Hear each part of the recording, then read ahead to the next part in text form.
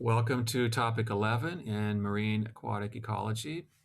And this topic, we are still at the community level of organization, and we're still studying ecosystem ecology. And we've moved from the flow of energy through ecosystem compartments to the flow of materials, looking at mainly limiting nutrients and nutrient cycling.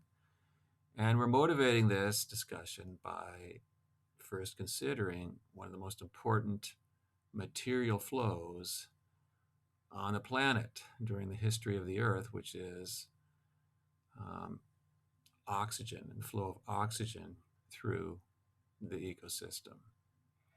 And this is the Cambrian explosion. There are two subfields in ecosystem ecology, and both of which create ecological models using system theory. And a system is being a collection of functional compartments through which energy or materials are transferred at some measurable rate. So once we have a well-defined system, we can then experiment with that system model and ask what happens if we reduce or increase or eliminate or create any new particular compartment, and what effect that will have on other compartments and the system properties as a whole. That's basically what ecosystem ecology is all about.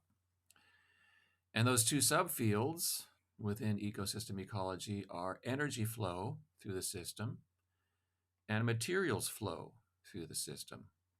So last time we looked primarily at energy flow through the system, quantified as units of energy, carbon or dry weight, kilocalories, joules, grams of carbon.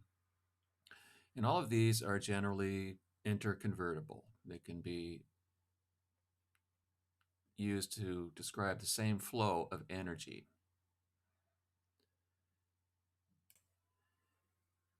And this flow is associated with overall ecosystem properties, such as ecological efficiency and food chain length. And these properties place limits on the evolution of species within these ecosystems.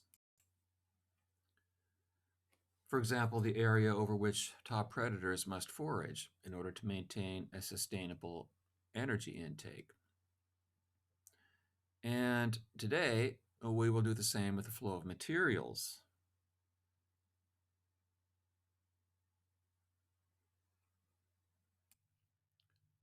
Through components in the system. And note, flows of energy and materials always occur together. There's no physical possibility of flow of energy without flow of materials, since the energy is contained in the carbon bonds of those materials. However, there are other material flows through the system than carbon bonds and grams of carbon. And energy flow does not accompany the flow of those materials per se, even though these materials flow along with the carbon, as they're contained within those tissues that are consumed. Obviously, not only consuming carbon. So studying these material flows also results in ecosystem level properties that can constrain the evolution and functioning of species within the ecosystem. Those are also part of the overall process of the relationship over evolutionary time between organisms and their environment. So we'll start with some important materials that flow through the components of an ecosystem. And these are limiting nutrients, commonly the elements nitrogen, phosphorus, iron, and silicon. Light is also often a limiting resource, but it's a resource that is obviously not transferred between system compartments. These materials can occur in elemental form or in compounds, often containing oxygen. And of course, limiting nutrients are resources at the center of Darwin's struggle for existence. The fact that they can become scarce is one of his main arguments in favor of the power of natural selection in shaping the evolution of populations. Right, there are broad generalizations about the role of nutrients in marine ecosystems and their relationship to net primary productivity. And as we know, higher NPP allows higher NSP, net secondary productivity, and a higher food chain length. Okay, so these nutrients are the resources that Darwin was talking about. All right, so let's go over again energy flow, the basic generalizations about energy flow. So we need to keep this in mind as we talk about material flow. They both go hand in hand, and they guide and constrain each other in ecosystem ecology, energy and nutrients.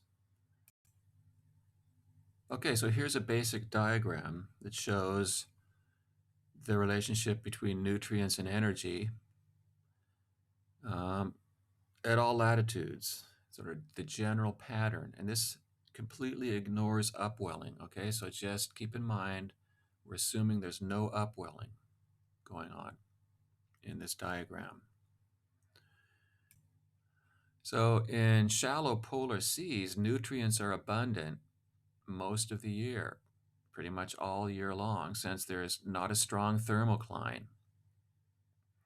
Thermocline, remember, is a stable surface layer of warm water that sits on the surface and doesn't mix with water underneath.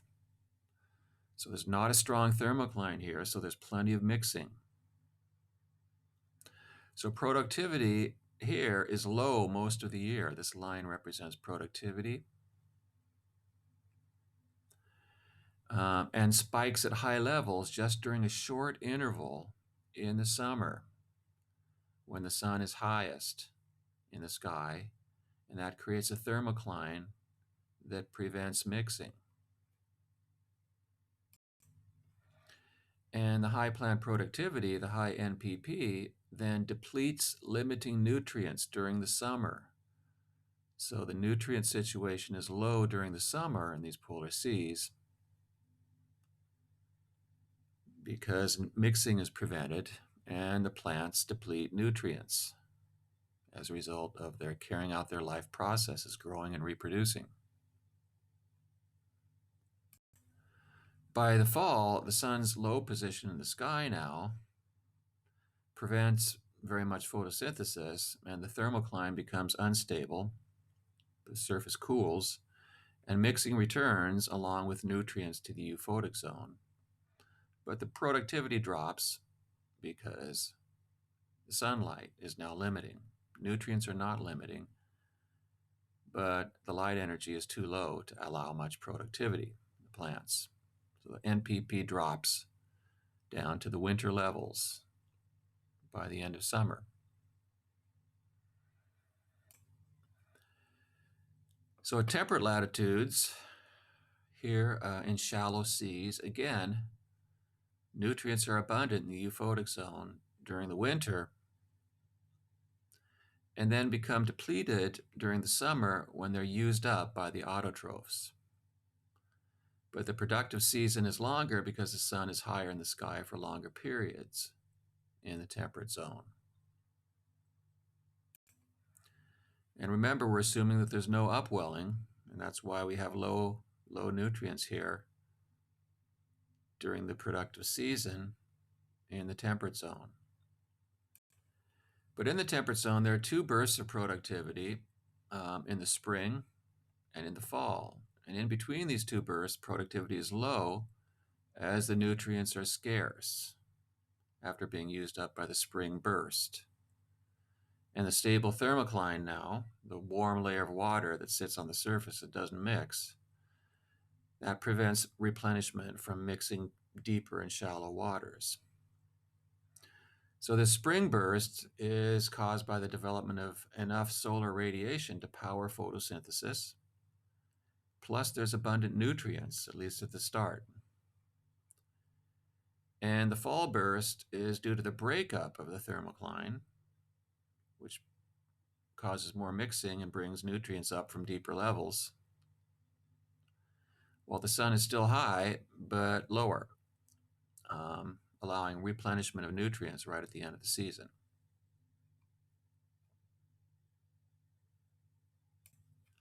So this is the typical seasonal pattern in the temperate zone where there's no upwelling during the summer.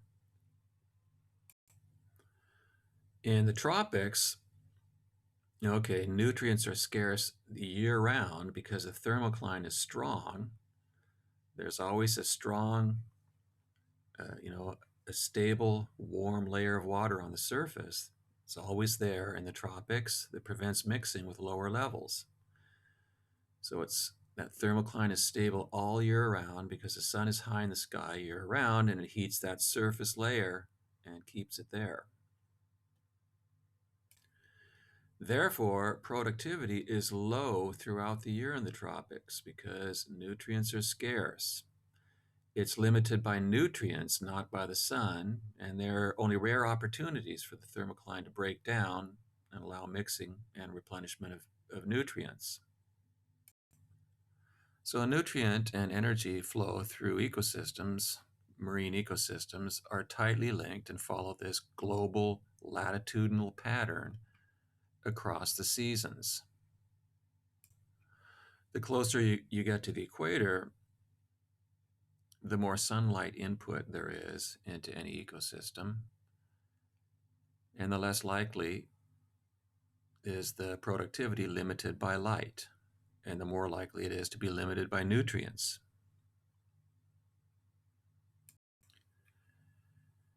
And the closer to the poles you get, the lower the sunlight input to the ecosystem, and the greater the mixing is, the weaker the thermocline is, and the greater the likelihood that productivity is going to be limited by light rather than nutrients. So this is a general pattern over most of the ocean where upwelling does not occur. All right, so now let's consider regions where upwelling does occur. This is where nutrients in the euphotic zone are abundant and do not limit NPP. Rather, light usually limits NPP. So these upwelling regions are areas of coastal upwelling, for example, in eastern boundary currents, which are around 1% of the ocean area, but obviously are extremely important in fishery production. So these coastal upwelling is caused by wind stress moving a current that begins parallel to the shoreline, but that current then at the surface becomes displaced away from the shoreline due to the Earth's rotation. And when that happens, it pulls the sea level down next to the shoreline, which causes water from the deep continental slope and shelf to rise up to replace that water that was pulled away. And that deeper water is cooler and lower oxygen, but is high in nutrients. So this occurs along the eastern boundary currents in both the northern and southern hemispheres. Eastern boundary currents. Eastern boundary currents are on the west coasts. The east refers to the ocean basin. So the east side of the ocean basin, the boundary currents are moving towards the equator, towards the equator.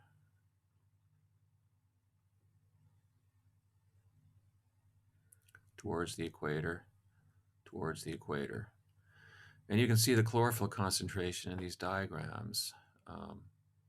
They tend to be higher at these eastern boundary currents. That indicates high net primary productivity in these areas, caused by upwelling. Upwelling also occurs along the equator due to the trade winds. Can't really see it very well in this diagram. And also upwelling of deep water occurs in Antarctica year-round due to the thermohaline circulation, and also close to the North Pole due to thermohaline circulation as well. So upwelling is a complicating factor in that seasonal pattern. So these regions generally have substantially higher NPP than non-upwelling regions all summer long.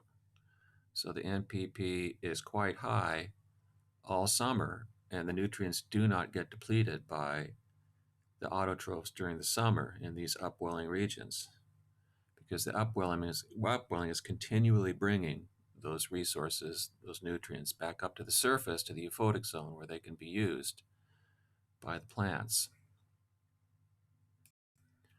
So in upwelling regions, this productivity remains high sometimes throughout the year, except in the middle of winter. And so the nutrients would also be high as well during uh, during the productive season in these upwelling areas. Now, coral reefs are a special case. So they're examples of a highly productive community within nutrient poor tropical waters. And you can see these pink areas are coral reefs throughout the warm tropics and subtropics. So these are a special case of high tropical productivity in waters that are nutrient poor. This is a paradox. Why does this happen in coral reefs? So what explains this paradox of a high productivity but low nutrient levels in the surrounding environment? Well, corals themselves can be considered an ecosystem within itself, since they are an animal consumer that has formed a mutualism with an endosymbiotic autotroph, a photosynthetic alga, a dinoflagellate called a zooxanthella. So within the coral itself, there's two compartments, a heterotroph and an autotroph inside the cells of the coral. So this is a true mutualism. The both of these species benefit each other. So the zooxanthellae provide photosynthesis, products of photosynthesis, sugars, which are used for energy for the animal. And the animal in turn provides nutrients to the zooxanthellae that enables them to continue to live and photosynthesize. So while the surrounding waters are nutrient poor, the surrounding environment of the zooxanthellae is nutrient rich. So there's cycling of nutrients going on, tight recycling of nutrients going on inside the body of the corals themselves that maintains the high productivity on the coral reefs. And you can see this discussed in this nice paper here by Muscatine and Porter, where they talk about coral reefs as this symbiosis is adapted. It's an adaptation to these nutrient poor waters, and it overcomes this problem of scarce nutrients in tropical waters. And plus, we also should recognize that, of course, not all tropical waters are nutrient poor. We can have equatorial upwelling. So equatorial upwelling does occur over coral reefs, and it can greatly increase the productivity during the periods when upwelling occurs.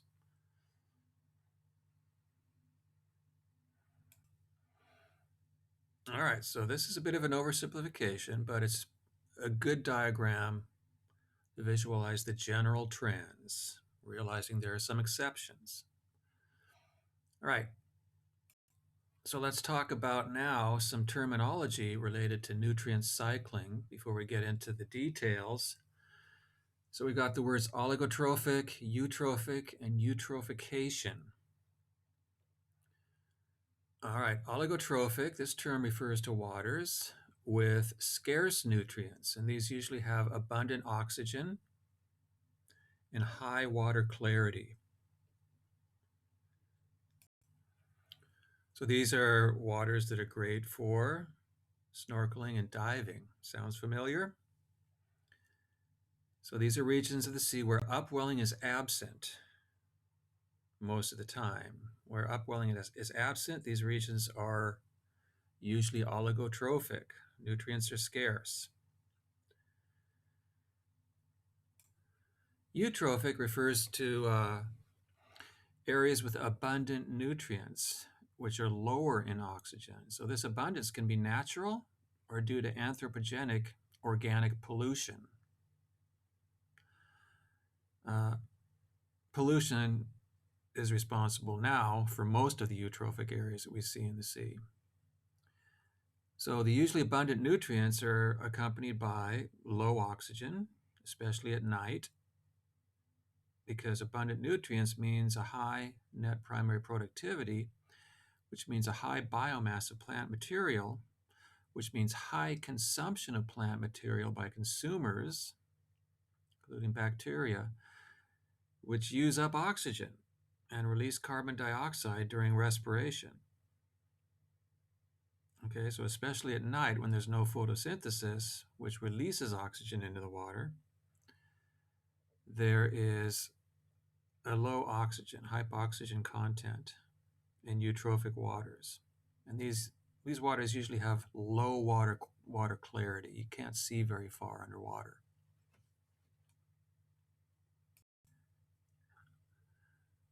So upwelling regions of the sea are naturally eutrophic.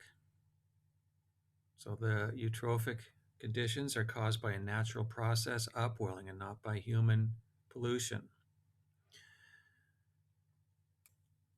Eutrophication is a term used only to describe an overabundance of nutrients caused by human activity. Okay, so eutrophication, as we'll see in a little bit more detail this lecture, causes high net primary production, which then causes high net secondary production, which depletes oxygen, causing hypoxia, and in some cases, extreme hypoxia, which kills off animals throughout the community of all kinds. And these are called dead zones. And these areas of dead zones are increasing worldwide. Okay, so if you look at the nitrate supply rate in the water, milligrams per cubic meter, and the algal biomass, measured as concentration of chlorophyll A, if the nitrate supply rate is low, then you have oligotrophic waters. If it's high, you've got eutrophic waters and low water clarity. And if you have a low supply rate, we have high water clarity. Notice that this is on a log scale. Both of these are on a log scale.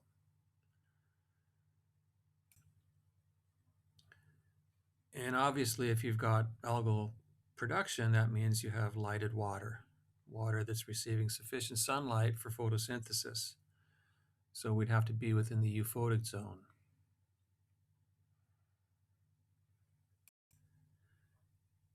In the Mediterranean Sea, oligotrophic conditions are the norm over nearly the entire sea throughout, due to absence of upwelling, except for areas of dense human activity such as the Po Nile River outflows, the Nile River Delta outflows, where organic pollution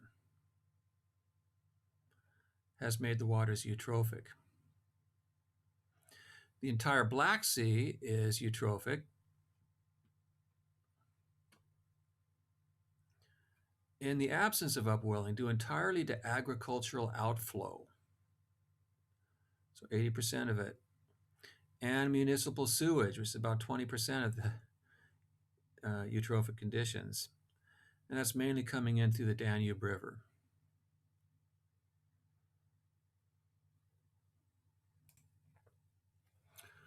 Okay, so now we're ready to start talking about the flow of nutrients, or the cycling and recycling of nutrients through marine ecosystems, through the compartments in marine ecosystems, which, as we remember, you should keep in mind, is tightly linked to the flow of energy.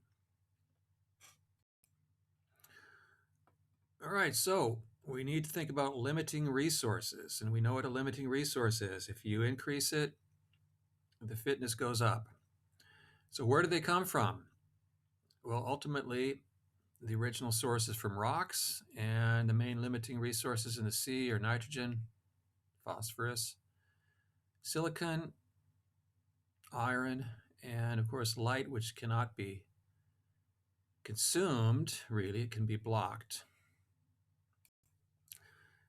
So the ultimate source is rocks.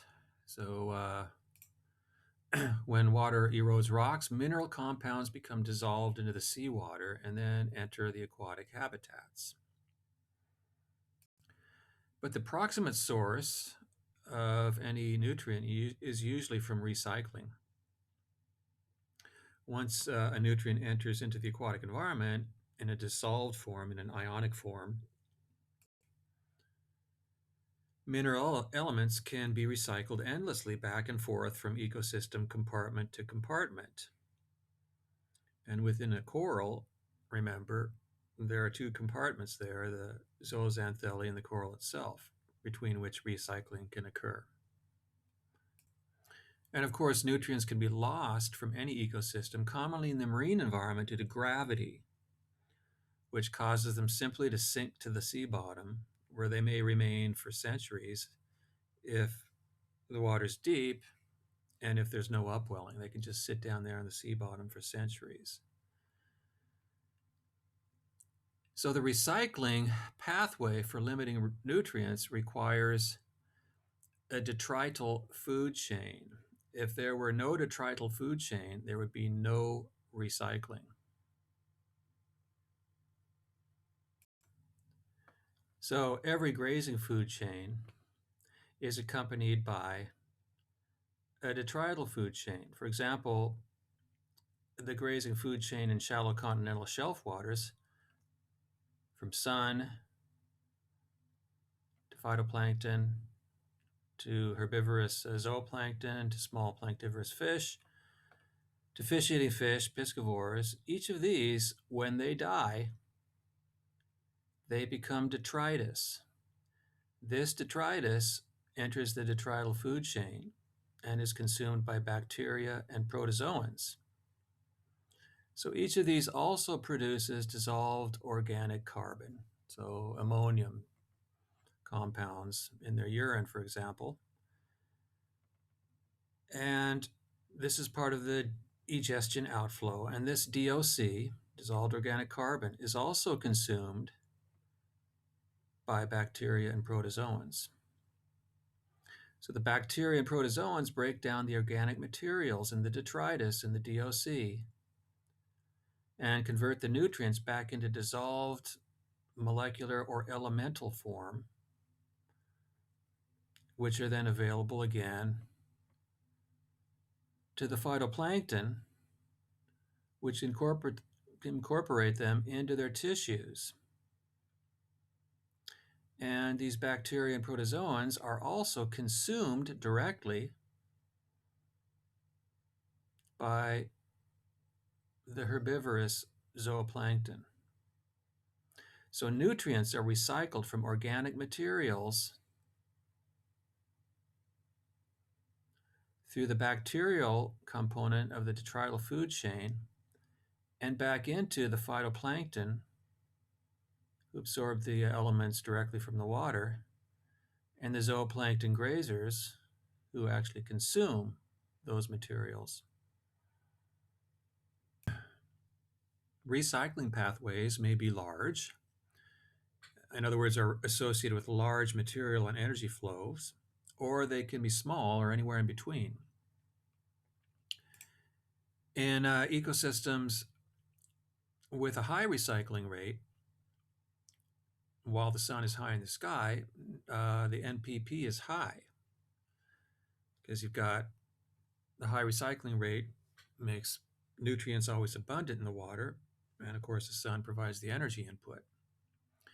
In ecosystems with a low recycling rate, NPP is lower. So high element recycling occurs in upwelling areas, for example, in coastal areas more than deep ocean, for obvious reasons. In estuaries, shallow, lots of mixing. Salt marshes, also shallow with lots of mixing. Coral reefs, where the recycling is within the coral bodies themselves, and generally in eutrophic areas. And these high recycling rates are caused by a large flow of energy and materials through the detrital food chain. Low element recycling. This occurs in deep marine habitats, the open ocean, where recycling is rare or impossible, and where the thermocline is strong, as in the tropics. Okay, in this case, we have a low movement of energy through the detrital food chain. We have a lot of detritus, but it generally is not going to be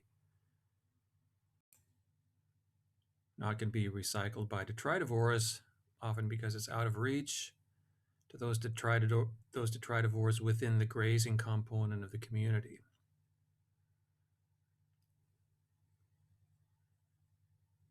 So there's a spatial separation between the nutrients and the grazers. Okay, so one of the best illustrations of the importance of element recycling to the total biology of species on planet Earth is the story of the Cambrian explosions, evolutionary explosion of diversity. So the Cambrian explosion refers to the sudden appearance of many large animal body plans and phyla in the fossil record over a very short period of time, around 570 million years ago. And Stephen Jay Gould wrote a nice popular account of this in his book, Wonderful Life. So check that out if you're interested. It's a great book. So this Cambrian explosion occurred around 570 million years ago and is found in rocks all over the world. So to place it in context, let's just look at a quick review of the history of life on Earth. So the Earth originated around 4.5 billion years ago, and of course, it was devoid of life at that time. And life might have originated after the Earth cooled to solidify around 4 billion years ago. And about 3.5 billion years ago, we have the first prokaryotic fossils, the simplest bacterial fossils. So these fossils were of photosynthetic cyanobacteria, which during the process of photosynthesis consumed carbon dioxide and water and converted it into carbohydrates, releasing oxygen in the process. So it went through a long period of time with just prokaryotes, cyanobacteria living on the Earth, during which time there was a gradual accumulation of atmospheric oxygen produced by those cyanobacteria. And then at some point there was a symbiotic merging of 2 or 3 different cyanobacterial species into one cell. And this endosymbiosis created the first eukaryotic organisms. And we see the first fossils around 1.5 billion years ago of eukaryotes. So all this long history, we don't have any multicellular animals yet. But then, by about 600 million years ago, they appeared. We have the origin of multicellular animals, and these are called the Ediacaran fauna. The fauna just before the Cambrian explosion. And they tended to be very simple, small, soft-bodied animals, worm-like animals that had a low probability of leaving fossils because they have soft bodies.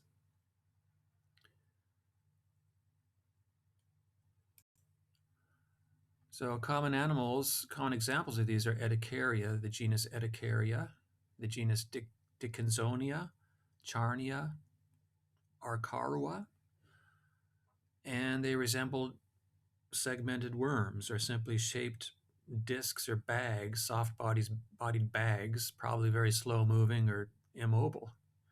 Sponge fossils also more common, although these may have evolved earlier. Okay, so that's the Ediacaran fauna around 600 million years ago. Small, soft-bodied, probably slow-moving. Then we have a sudden burst of evolution during the Cambrian explosion, this red band right here, which started a bit before the Cambrian period. The Cambrian period was about 541 to 485 million years ago. So the new Cambrian fossils were suddenly abundant, complex, extremely diverse, large, and had hard body parts. Notice that this explosion just happened recently, if you look in the context of the entire history of the Earth. So the vast majority of the Earth didn't have much on it in terms of life. And then there was an explosion. And as a result, we have the Earth that we have now. And that just happened very recently in geologic time. All right? And so these forms evolved into all of the forms that we see now. All these hard-bodied, large, fast-moving animal species that we see on the Earth now, these all originated during this brief explosion. So we're all products of the Cambrian explosion. That's why we're here. That's why the Earth is the way it is now, because of the Cambrian explosion. If not for that, we'd be still in this gray area. Just a few segmented worms in soft little bags in the ocean. That would be it, if not for the Cambrian explosion. So these Precambrian Ediacaran animals were simple, small, soft-bodied, like Salmonella. Looks sort of like a segmented worm.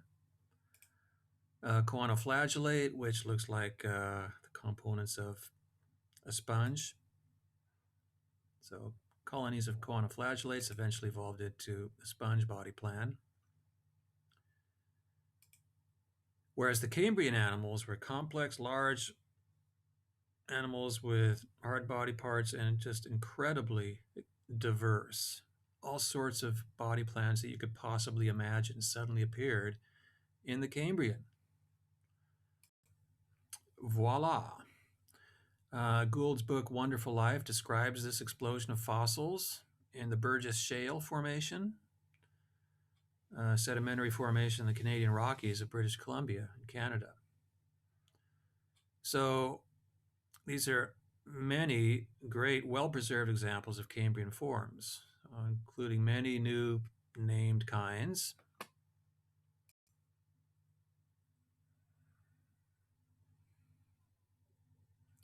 So this is the Burgess Shale right here, just loaded with these Cambrian fossils.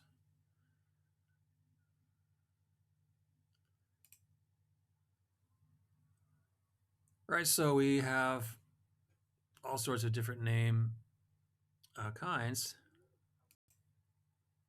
So the Anomalocaris, which appears to be a predator.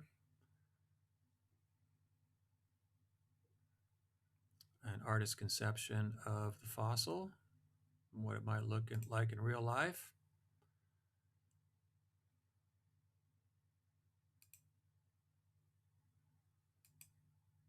There's Wiwaxia right here in the fossil.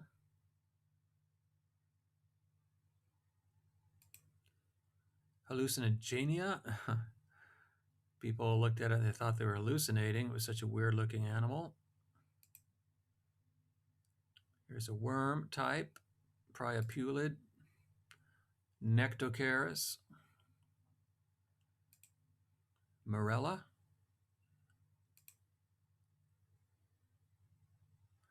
Saurotorocercus. Trilobites appeared at this time. Huge diversity of trilobites suddenly came into existence. Sydney is another example. Burgess himself, Sanctacaris seems to have disappeared. Opabinia seems to have disappeared here. And here is a primitive form of chordates, the earliest known ancestor of chordates and our phylum. Metasprigina, right here, was found first in the Cambrian explosion. So Metasprigina is a fascinating fossil which shows its clear relationship with all modern vertebrates. It has gill arches, a notochord, 2 eyes, bilateral symmetry, and was the precursor probably of all the fish.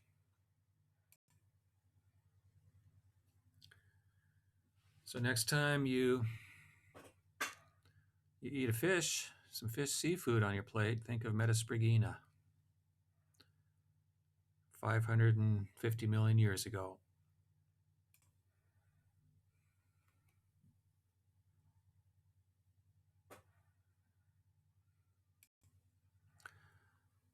So we have a sudden explosion. Here's the Burgess Shale right here. This is a timeline. 542 million years ago, 488 million years ago. Here's the Edicarian right here. So right down here, about 570 million years ago, it all started and continued all the way through this period. Sudden explosion of fossils, simultaneous explosion of a stunning diversity of forms, including many phyla that are still in existence now.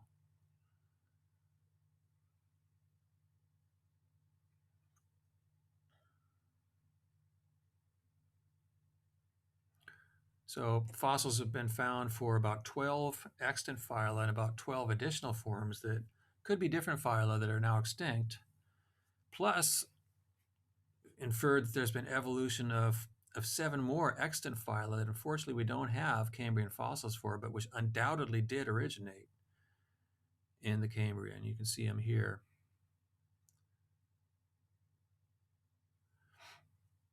And so over 20 new body plans represented in the Burgess Shale that did not exist before the Cambrian. 20 new body plans of animals suddenly appeared in the fossil record. And compare that with just about 7 major small soft-bodied forms in the Edicarian fauna prior to the Cambrian.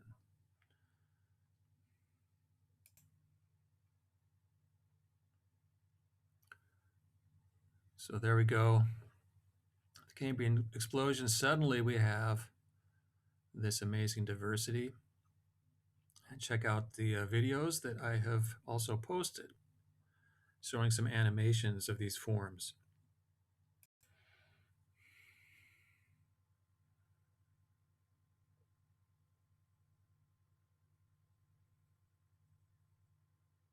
So if you're a scuba diver during the Cambrian, this is what you'd be seeing.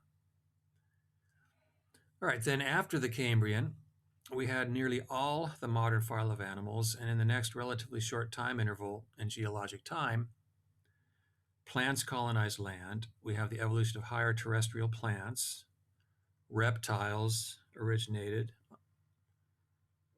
extinction of the dinosaurs, and evolution of mammals. And then at the very tip, blink of an eye, the first humans on the last little sliver of geologic time on Earth. So basically, for the first 4 billion years on the planet, there existed nothing beyond single-celled animals. And then there were a few simple forms of small, soft-bodied, slower drifting multicellular animals, and then a huge burst of evolution of most of the current phyla of animals, large, hard-bodied, fast-moving, predatory, setting the stage for the biotic world as we know it now. What happened that caused this amazing burst of evolution of animal life, followed by a burst of evolution of terrestrial plant life, followed by the greening of the world and terrestrial animals, then ourselves? If not for this explosion, there would not be much ecology to study, would there? Nor maybe anybody to study it.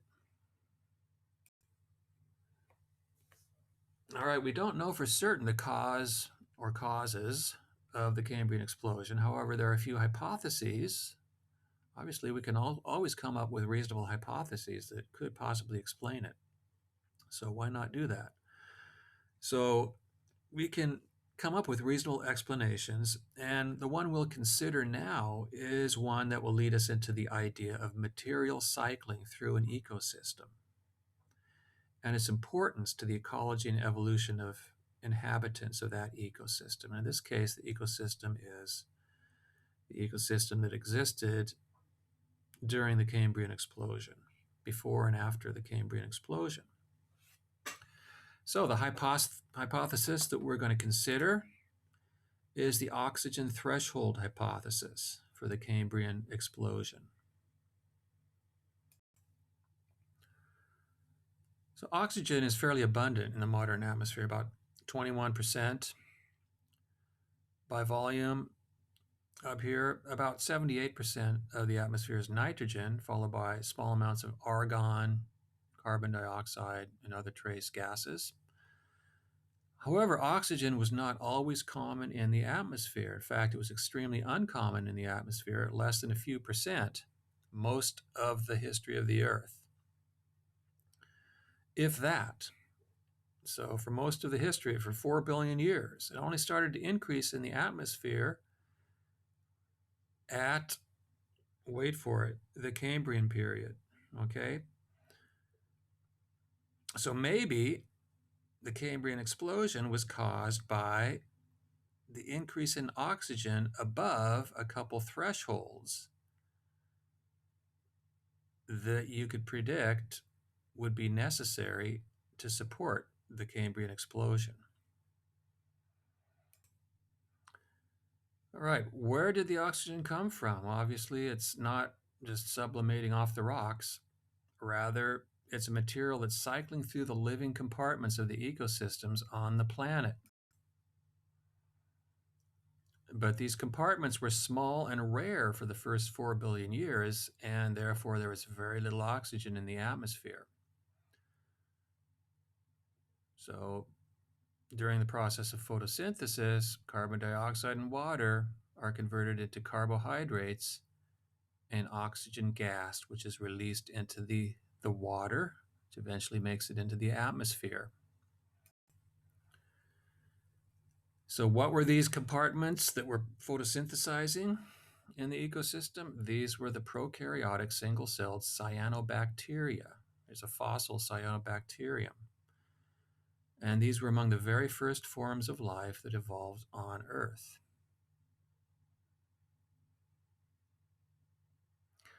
The first fossils that we know of any kind of living organism were stromatolites.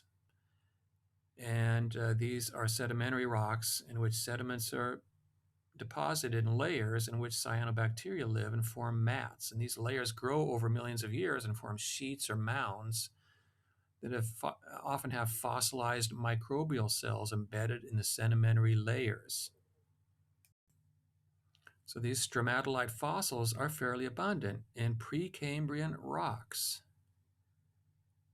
And you can also see stromatolites still alive today in some places in the world, such as Shark Bay in Australia. So these are living stromatolites right here of the kind that existed over the first 4 billion years of life on Earth. So if you came back in a time machine to that period in Earth's history before there were any multicellular animals, this is what it would look like. This is the life on Earth for billions of years before multicellular animals appeared. All right, so because cyanobacteria are photosynthetic, they release oxygen.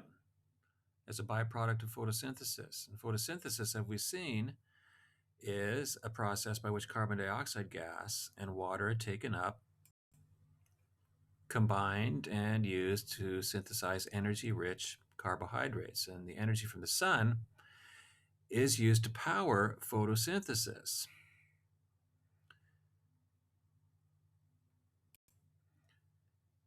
And we have a good idea how much oxygen was dissolved to seawater because oxygen in the atmosphere has an effect on rocks. Some elements are very sensitive to the amount of oxygen in the environment, undergo isotopic changes in response to oxygen and its ability to oxidize certain elements more readily than others. So these include uranium, molybdenum, and vanadium. Uranium is best known. So uranium can thus be used as a proxy for the amount of oxygen in the ocean and atmosphere, the uranium in the rocks. So it can be calibrated according to the current content of oxygen, so that given the uranium signal in the rocks, we can estimate the oxygen content as a percentage of the current content in the atmosphere and ocean. So the oxygen threshold hypothesis is the idea that certain thresholds of oxygen concentration are necessary in order to support certain functions of animals. And here we can see in the Sperling et al. Paper, 2013, their uranium signal in the rocks from 800 million years ago on up through the Cambrian to 480 million years ago. So the idea is if those thresholds are not present, then those functions cannot evolve. And note that the oxygen content itself is an equilibrium property of the ecosystem. One compartment of the ecosystem is producing it, namely the cyanobacteria at first, and then later other simple plants. And then other compartments are consuming the excess oxygen that is not used by the cyanobacteria and plants. So these, to begin with, were single-celled prokaryotes and eukaryotes, and then all multicellular animals. So the oxygen threshold hypothesis is the idea that one property of the ecosystem, namely the equilibrium content of oxygen,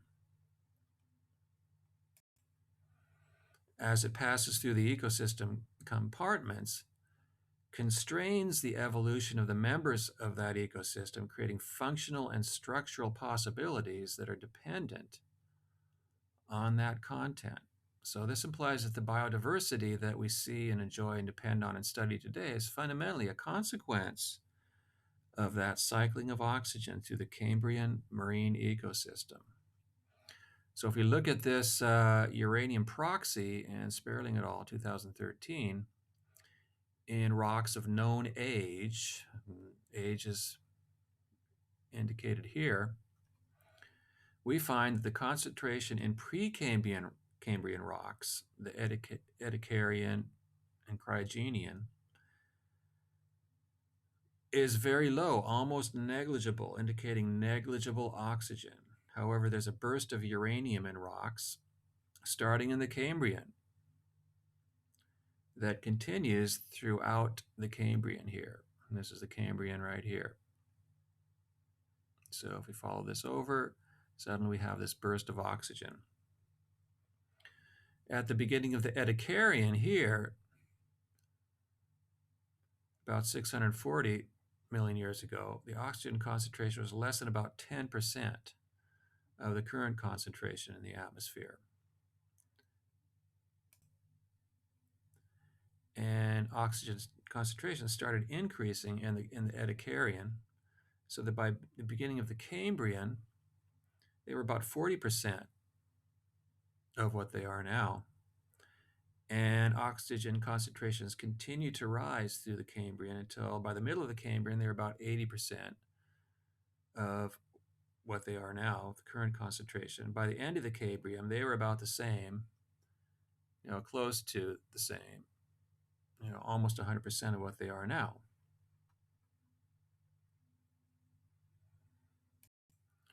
And in this diagram, we can see that coincident with the increase in oxygen here is the burst of proliferation of the Cambrian fossils, nearly all of which appear to be larger, harder-bodied carnivores, carnivorous taxa, as opposed to Edicarian animals, which were mostly softer, soft-bodied passive species, probably scavengers or suspension feeders for the most part. So oxygen started to spike at the beginning of the Cambrian, and it was coincident with the Cambrian explosion. So is this all the evidence we need? Did oxygen cause the Cambrian explosion, or was it just a coincidence? How do we know it actually caused the explosion, or believe it likely? The plausibility of oxygen as the main causal factor is supported by experiments performed on animals to determine their oxygen needs and their sensitivity to hypoxia or low oxygen concentrations.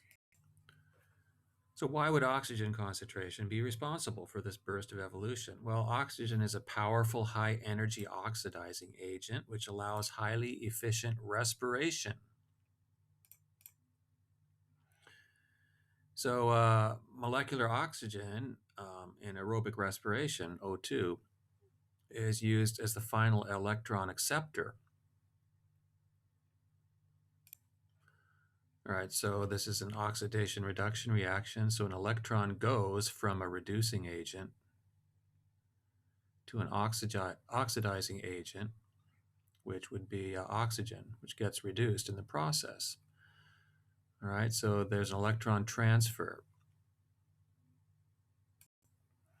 So in aerobic respiration, molecular oxygen is used as the final electron acceptor in the process of being reduced and being converted to water while oxidizing the molecule that donates the electron.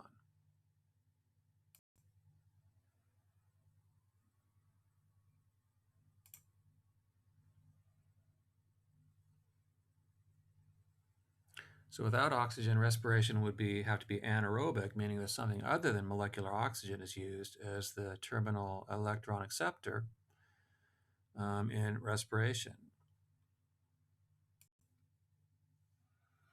All right, so this affinity for electrons of oxygen, this high affinity results in a release of energy during respiration, which is captured chemically in animals and used for all of their energy requirements. So the oxygen's powerful as an oxidizing agent. Its power is measured by the redox potential. So a positive redox potential means the tendency to attract electrons, and negative means tendency to donate electrons. So you can take a look at this table here, which shows the redox potential of different types of molecules indicated here. Oxygen is basically highest on the list. So without oxygen, respiration would have to be anaerobic, meaning something other than molecular oxygen would be used as the electron acceptor in respiration. So sulfur as sulfate, which is in the same column in the periodic table as oxygen, is commonly used for anaerobic respiration in bacteria. So it is a substitute, but it doesn't have as high a redox potential, so it's not able to release as much energy as oxygen. So anaerobic respiration is less efficient and doesn't release as much usable energy for movement, growth, and reproduction as aerobic respiration. Fermentation is a different process from anaerobic respiration and also is low efficiency, low energy capturing process. And that's not to say that anaerobic respiration or fermentation are insignificant processes. They are absolutely essential for the recycling of elements in the detrital food web. But for multicellular animals that are large and must move fast, anaerobic respiration is nearly useless. So all these molecules are used as redox reactants in some biological process, but oxygen allows the greatest release of energy, highest redox potential, when used as an oxidizing agent during aerobic respiration. So how did redox potentials cause the Cambrian explosion? Well, they definitely allowed evolution of animals with higher energy requirements, more energy that can be captured using anaerobic respiration and fermentation. So high energy requirements due to large size and a predatory lifestyle. Zhang and Sui, I don't know how to pronounce that, reviewed the literature on hypoxia tolerance of animals and concluded that most large-bodied species can't tolerate oxygen levels lower than about 25% of the present atmospheric level, which is PAL, present atmospheric level. And below this level, high mortalities occur. So therefore, they conclude that about a minimum of about 25%, equal about 2 milligrams per liter concentration in water, was a necessary condition for the Cambrian explosion. But interestingly, different animal groups have different oxygen requirements based on their size and function. So mollusks can tolerate hypoxia to less than about 1.5 milligrams oxygen per liter. Below that, we have high mortality. Annelid worms to less than 2.1, arthropods, Chynoderms 1.8 to 1.7. Fishes only down to 6 or so, and below that we have high mortality. And the reasons for this difference appear to be size and movement ability. Those tolerating greater hypoxia are smaller with less requirement for fast movement. And interestingly, the evolution of animal forms during the Cambrian proceeded as above. The first forms were those with lower oxygen requirements, smaller, softer bodies, and slower. And later forms were those with higher oxygen requirements, larger, harder bodies, and faster.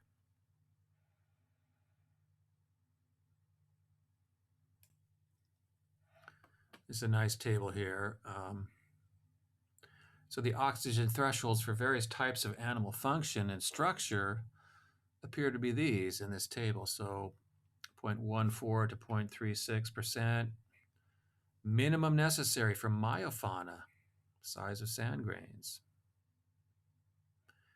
1% PAL, enough to block UV light and protect animals from UV radiation, for example, cancer, breakdown of DNA models, molecules.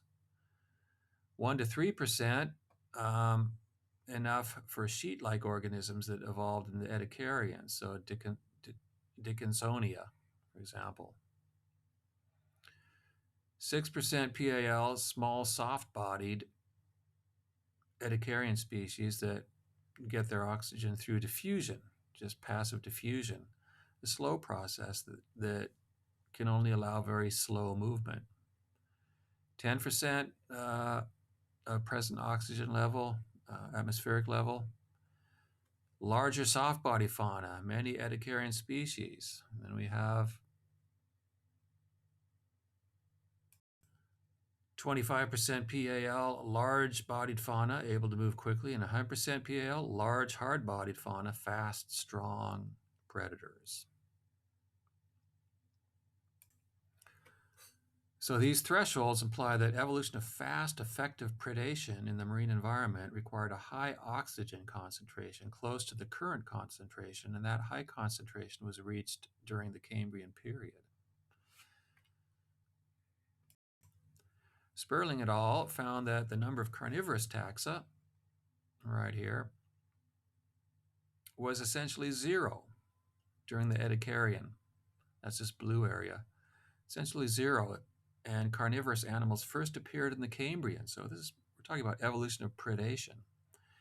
And the number of carnivorous taxa in the fossil record progressively increased over time within the Cambrian period, correlated with the increase in oxygen concentration, which is inferred from the uranium signal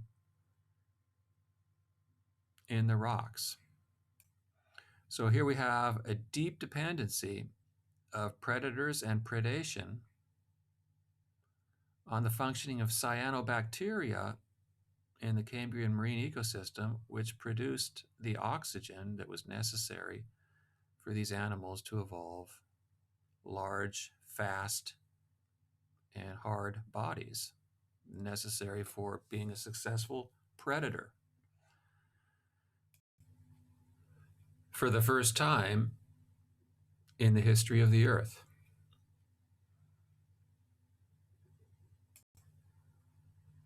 But there's a downside, of course, because oxygen is a powerful high energy oxidizing agent. It is also extremely toxic unless it is tightly controlled within cells of all organisms. So basically, oxygen likes electrons, and it will scavenge electrons from any substance nearby. Molecular oxygen can take an electron, which converts it to O2 minus, which is superoxide. Superoxide can take an electron plus a couple of protons, which convert it to hydrogen peroxide. Hydrogen peroxide can take another proton and another electron to form water and the hydroxy radical, which continues to take electrons from surrounding molecules inside the cell. And all of these reactions cause damage inside the cell. As oxygen takes electrons from surrounding molecules, these molecules are transformed, which compromises the function of these cells and tissues, at least, and in extreme cases can kill cells. So this high redox potential to be useful in a cell must be really tightly controlled and used only under very strict conditions so that it only benefits the cell. So all organisms have evolved enzymes that perform damage control in the presence of oxygen. Catalase, peroxidase, superoxide dismutase all function to deactivate and detoxify the harmful molecular forms oxygen takes in the cell as a result of basically oxidizing everything in its vicinity if it's just allowed to do what it normally does. After the Cambrian explosion, of course, both plants and animals emerged from the ocean to colonize land. How are they able to do that? If they come out of the ocean, they'll be hit by UV light, which is horribly damaging to cells in every organism. High UV light is toxic, causes destruction of the DNA molecules in cells. Well, it just so happens that oxygen blocks UV light, allows visible light wavelengths to pass through, but blocks UV light. So this increase in oxygen had a very lucky side effect, which was to block UV light, which allowed organisms to come out of the ocean and invade land without having their DNA molecules destroyed by that UV light.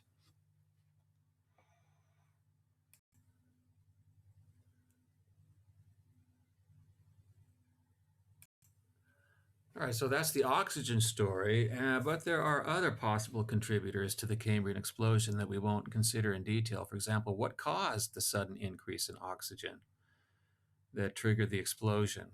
Well, there are some hypotheses about that. The snowball Earth hypothesis proposes that what caused the increase in oxygen is a sudden burst of photosynthesis. And this sudden burst may have been caused by a sudden increase in the limiting nutrient for photosynthesis in marine cyanobacteria and algae, namely phosphorus, most likely. And that surge in phosphorus might have been caused by snowball Earth processes. Prior to the Cambrian explosion, the Earth was apparently frozen twice. It was either completely snowball or partially slush ball glaciated around 670 um, or 634 million years ago, right in through here. So glaciers would have caused tremendous erosion that broke down rocks and greatly increased the liberation of limiting nutrients.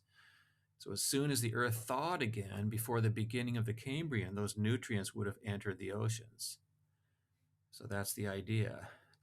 Geologists have documented an increase in phosphorus in the sedimentary layers just preceding the Cambrian in sedimentary rocks just before the Cambrian. And among the nutrients would have been those limiting photosynthesis, phosphorus and perhaps nitrates, iron, silicates, and also limiting bone and cartilage in animals, so phosphorus and calcium. So, thus providing raw materials for the evolution of hard body parts in animals, which is necessary for predation and defense against predation and for fast movement. Another factor that might have been crucial for the Cambrian explosion is the evolution of novel genetic control over development. So the hypothesis is the cold temperatures during snowball Earth may have caused alterations in protein function, leading to mutations in genes involved in developmental control, making it more likely genetically for new forms to appear. And it's also known that modern regulatory gene systems appeared in these early animal lineages, so-called homeobox gene duplications. And so these are the two glaciation periods. We have the advent of Hox patterning in developmental genes. So these allowed developmental patterns to be easily modified and led to animals with bilateral symmetry and a head-anus axis with varying numbers and kinds of segments. Okay. It's not known why these regulatory gene systems evolved or precisely when, but they seem to have been involved in the evolutionary diversifications of the Cambrian, because they're right around the same time.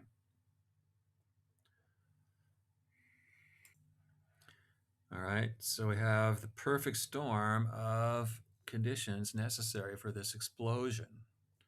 And of course, after the explosion, plants and animals emerged from the ocean to colonize land. So, yet another happy opportunity caused by oxygen, which blocks UV light and allows them to invade land and into that sunlight without causing damage to their genetic function. All right, so the example of the Cambrian explosion as a consequence of an increase in the equilibrium concentration of oxygen in the atmosphere and seas, along with the increase in phosphorus, calcium, and other nutrients coincident with the Cambrian period, may be catalyzed by glacial action during the snowball or slushball Earth. This illustrates the idea that element cycling through the compartments of an ecosystem can have profound effects on biology, on ecological relationships, evolutionary potential, and biotic diversity in general.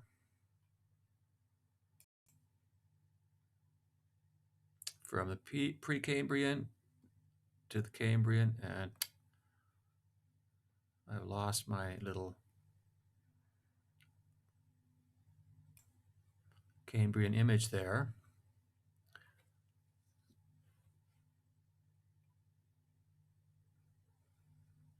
Okay, so this shows the idea that consumers evolve as a result of efficient nutrient recycling. Cyanobacteria produced oxygen as a waste. And that waste became an extremely abundant resource that could be used by organisms capable of using it, capable of using oxygen as an oxidizing agent. And then, so enter consumers who basically took advantage of that resource.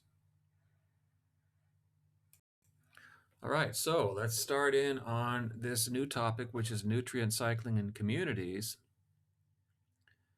and the basic concepts, the basic examples in the sea. So we're moving over to the nutrient subfield of ecosystem ecology. We still consider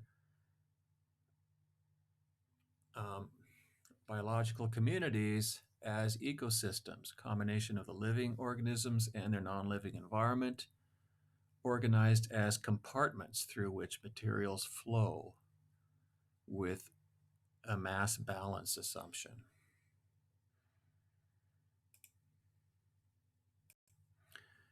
So the basic idea here is that every organism, without exception, must carry out chemical processes in order to survive and reproduce, in order to realize its fitness. And those chemical processes take substrates, so organic or inorganic substrates, then they chemically modify them, and then they release those modified forms into their environment eventually. It's inevitable.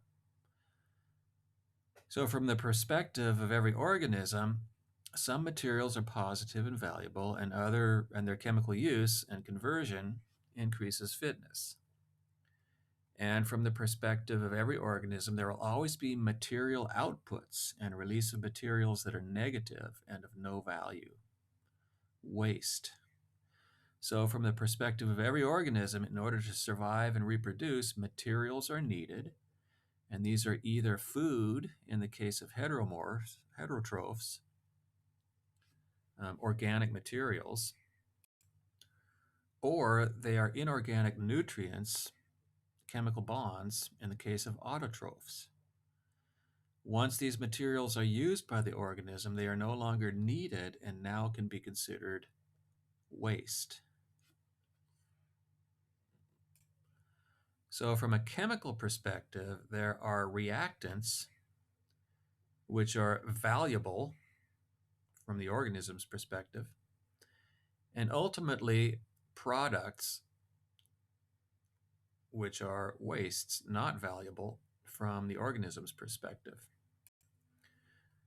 The reactants are necessary for structure and energy and contribute to fitness, growth, survival, reproduction. And wastes are not only not valuable from one organism's perspective, but they can also be toxic. Those toxic wastes can be used as a form of interference competition in harming competitors. This phenomenon of harming competitors with chemical toxins is called allelopathy. However, the central and crucial idea in nutrient cycling is this simple idea right here, namely that one species wastes is another species' food or nutrient or chemical bond that it uses for energy. The idea of waste is species specific. If one species' waste is another's food or nutrient, then that allows recycling to occur. It allows the flow and cycling of elements through the ecosystem. So chemical effects can be negative or positive. Toxic, they can interfere with function, or they can be positive, a nutrient source or an energy source.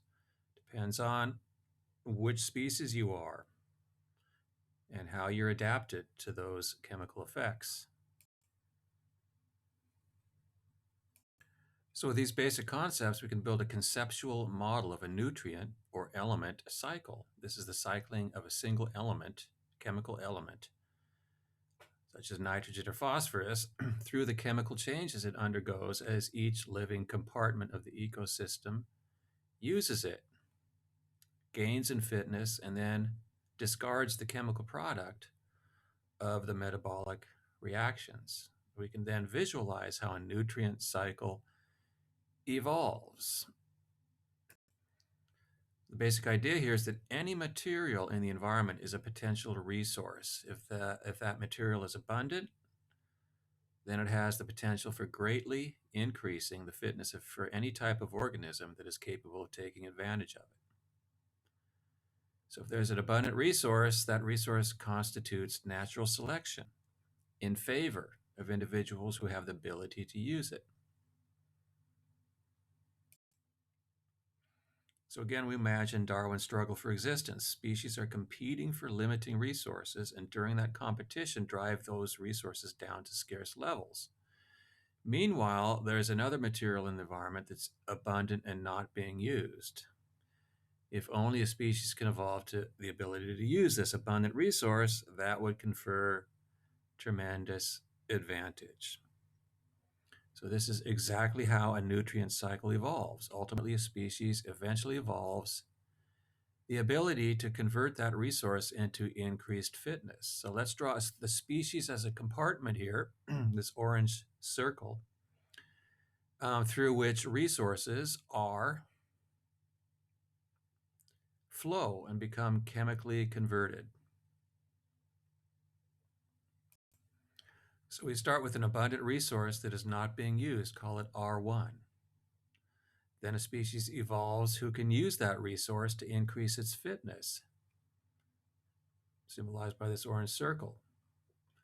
So R1 increases the fitness of this species, so the species uses that resource, its population increases, the consumption rate of that resource increases, and during this process, the resource is used up and it becomes less abundant in the environment. So we start out with an abundant resource, R1. The species evolves to use that resource to increase its fitness. So it uses it, and then R1 becomes rare and is converted to the species waste product, R2.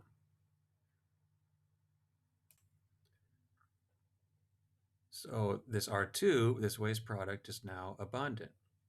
Okay, once a species evolves the ability to use the resource, it becomes less abundant in the environment, and a new material, R2, the waste product, is abundant. So the species depletes the resource R1 and makes the waste R2 abundant. So now we have a new potential resource, R2, that wasn't there before. Now it's abundant in the environment.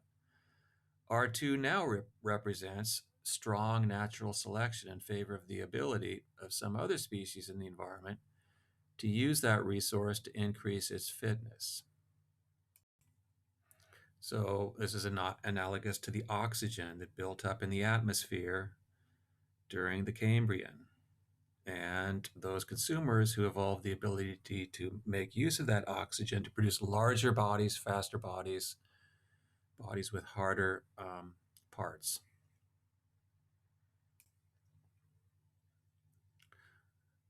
Okay, so then another species evolves the ability to use this resource. And now R2 becomes rare in the environment, becomes depleted, and its byproduct, R3, now becomes abundant. So the process continues. Now there's a strong selection for some species to capitalize on abundant R3. That species evolves and converts abundant R3 into R4, depleting R3 and making R4 abundant. And now we have selection for the ability to use abundant R4. When that species evolves, it converts R4 back into R1, the form of the resource that began the process.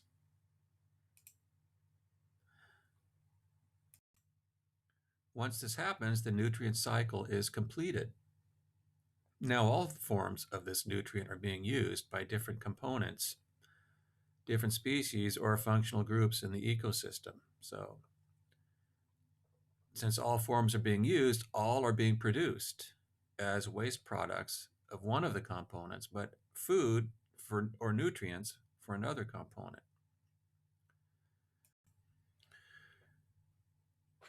Now that all forms are being used, they are now all present in the environment. How abundant they are in the ecosystem just depends on the flow rates through each compartment, and it's possible to compute the equilibrium standing quantity of each of the forms based on the flow rates through each compartment.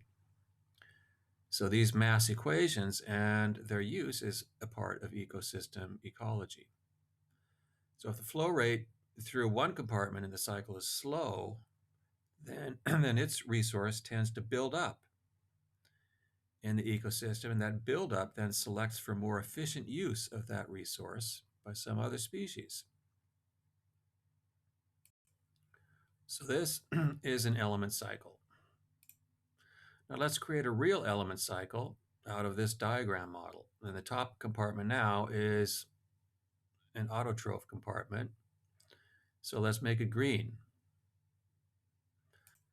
As it takes up resource, it produces more material, green autotroph material.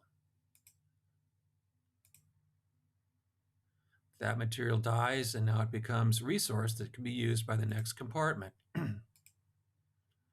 Alive, it can't be used by this compartment. Now the element enters this next compartment, which produces the waste R3. R3 enters the third compartment, which converts it to R4, which enters the fourth compartment, which converts it back to R1. Now the cycle is completed. Element cycles like this have the property of collective interdependence.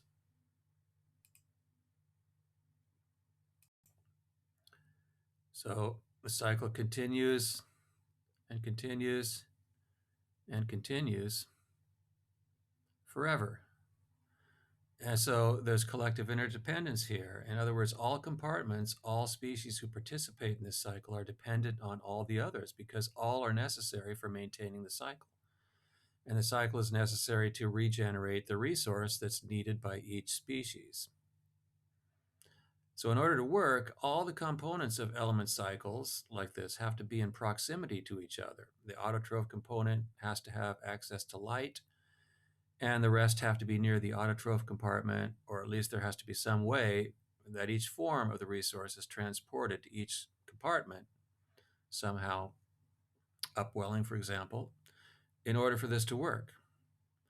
So for a functional nutrient cycle like this, the word guild is sometimes used to describe a compartment if that compartment contains multiple species, especially, all competing for that particular resource.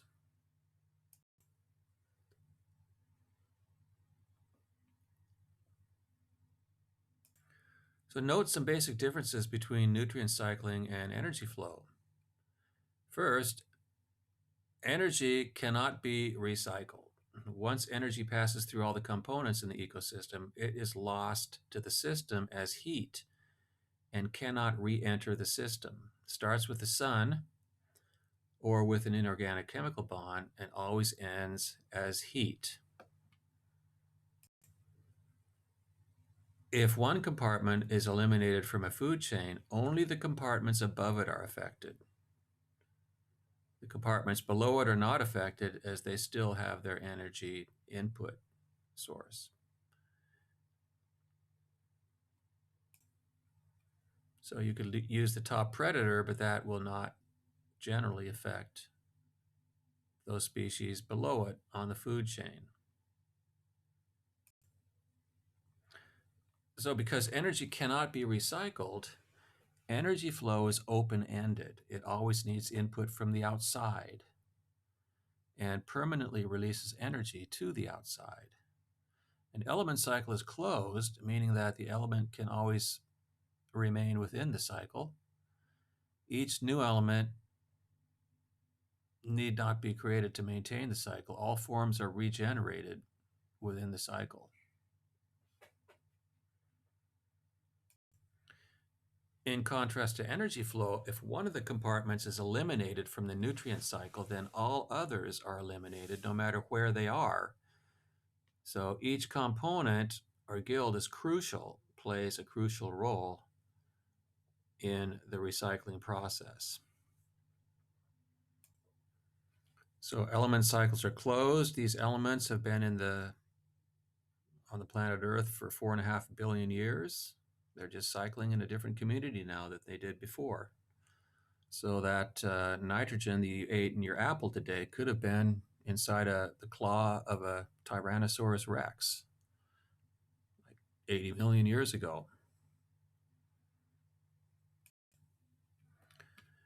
And of course, the energy and nutrient flows are tightly coupled as energy is required to power this element cycle.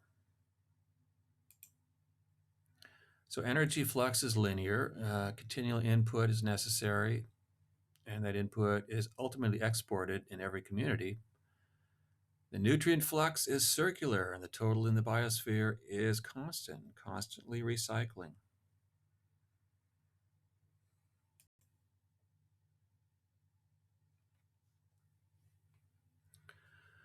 All right, so we were talking about the balance of nature and holism versus reductionism, the idea that communities have special properties and balances going on. And so far, we've looked at two balances. That's the length of the food chain, which is a balance between NPP and energy losses. And another balance that we're looking at now is the rate of nutrient cycling, which is a balance among reactants and products and the abundance of species using them. So these are closely related, these two balances. So for community properties, we can add rate of energy flow, rate of element cycling that we're looking at so far. And there's some more that we'll consider next week. So obviously, nutrient recycling places a limit on the possible net primary productivity. The higher the rate of nutrient cycling, the higher the potential is for net primary productivity, depending on the abundance of light. And this helps us understand the different productivities of these different marine communities. So estuaries have a very high rate of nutrient cycling. They're in shallow waters. Plant roots are in contact with the nutrients in the soil at all times. So there's constant recycling going on between the green tissues and the sediment in which the plants are rooted. Algal and coral reefs, as we've seen, there's fast rates of recycling within the coral body itself. There's two ecosystem compartments within the coral. That's the heterotroph coral and the autotroph zooxanthellae that are endosymbionts in the cells of the coral. So recycling there maintains high productivity. Obviously, upwelling zones have a high rate of recycling due to the upwelling itself. And mangroves and salt marshes have high rates of recycling for the same reasons that estuaries in general do.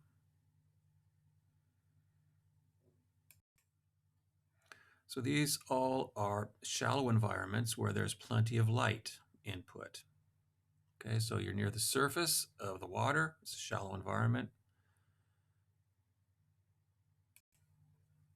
So there's plenty of light, and also there is no possibility that nutrients will be lost to the deep ocean.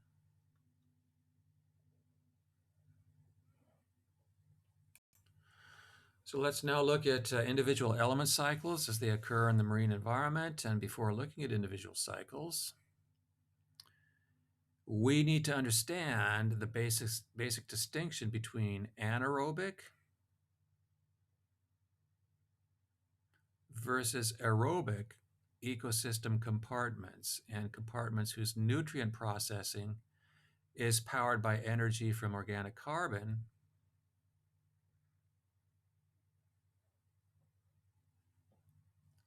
versus the sun in the case of autotrophs, or inorganic molecules in the case of autotrophs. So this anaerobic component of the system is basically the ancient system that existed before the Cambrian explosion. and continues to exist today, dominated by bacteria. And this is the post Cambrian component that evolved after oxygen increased in the atmosphere. So these 2 by 2 distinctions give 4 major ecosystem compartments in the marine environment. And of course, each of these can be subdivided as much as is necessary into their separate component species or guilds. But each of these 4 compartments is dependent on its adjacent compartment for the recycling of materials. This is a true cycle that contains all the element cycles in the marine environment. So the food web, the energy input starts with either the sun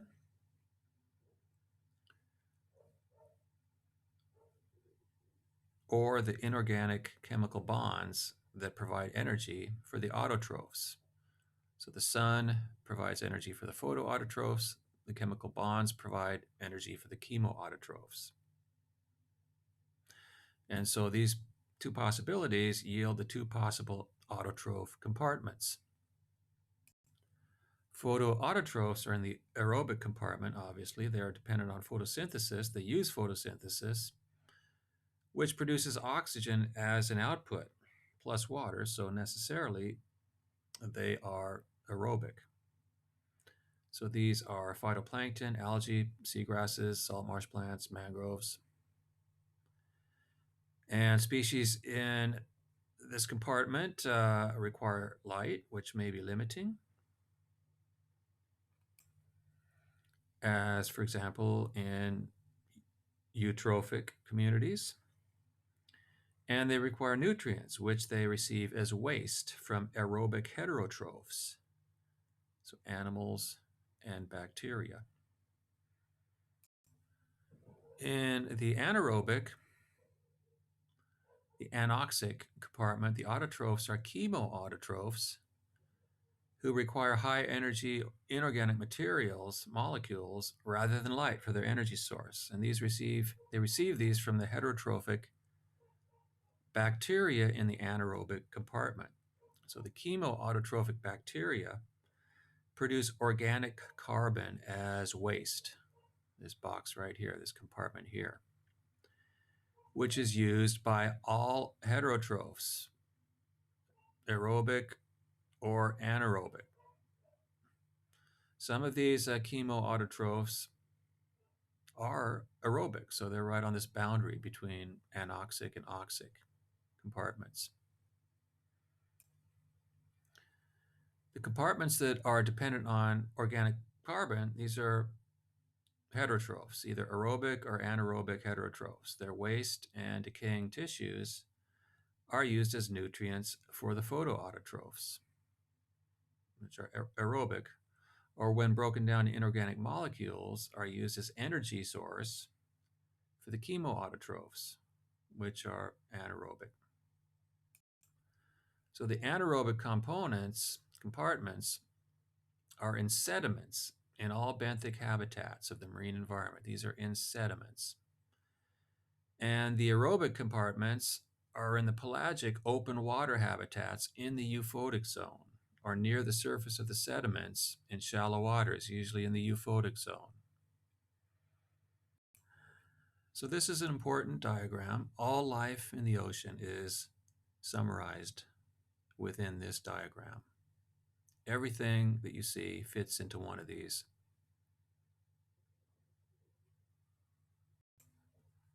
Compartments, okay? Now we consider the individual element cycles and their operation in the marine environment. So let's start with the nitrogen cycle.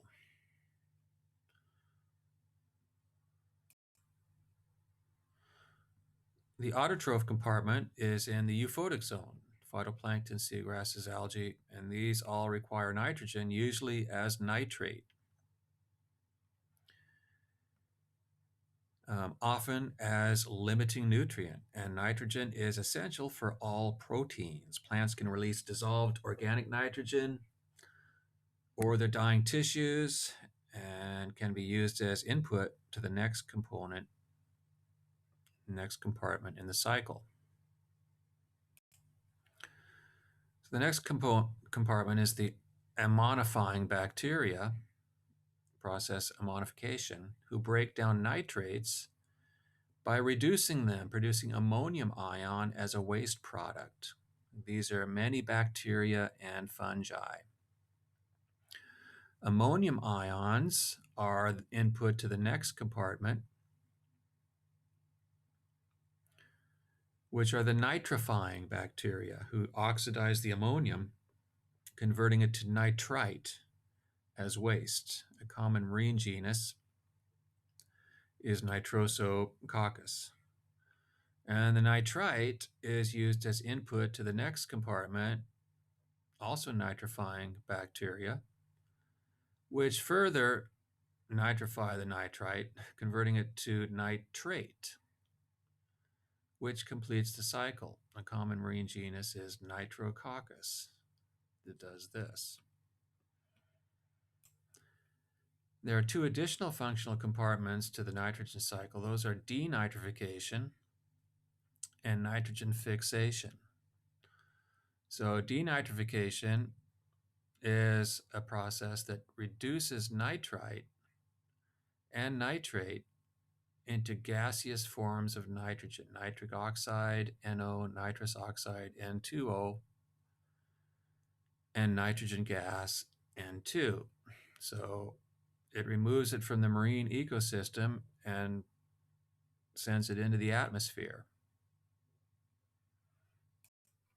Remember, the atmosphere is 78% nitrogen.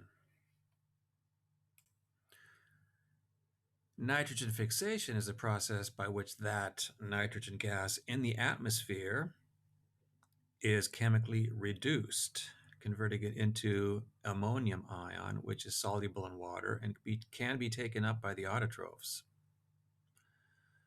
and converted to nitrate within their cells and used for protein synthesis.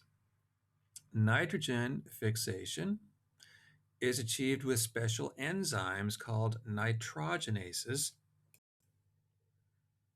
that contain iron and are inactivated by oxygen. A common nitrogen-fixing bacterium in the marine environment is Trichodesmium, which is filamentous and forms long strands that are visible by the naked eye at the water's surface.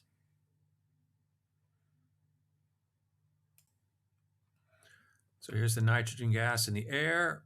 It enters into the cell of the bacterium, which has this nitrogenase enzyme. It creates this reaction where the nitrogen in the air is reduced by these electrons, and that requires energy in the form of ATP. And that nitrogen gas is then reduced to ammonia, which then is released as a waste product, but is a resource for autotrophic photoautotrophs, plants, and they use it to make nitrogen compounds, proteins. So the nitrogen taken up by the phytoplankton in the euphotic zone has two sources. First, it can be new nitrogen. New nitrogen is nitrogen that entered the euphotic zone from outside the zone before being taken up by the autotrophs. New nitrogen is either nitrogen gas from the atmosphere that was dissolved in the ocean and subsequently fixed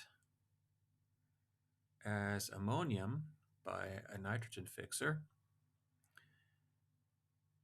or new nitrogen is nitrate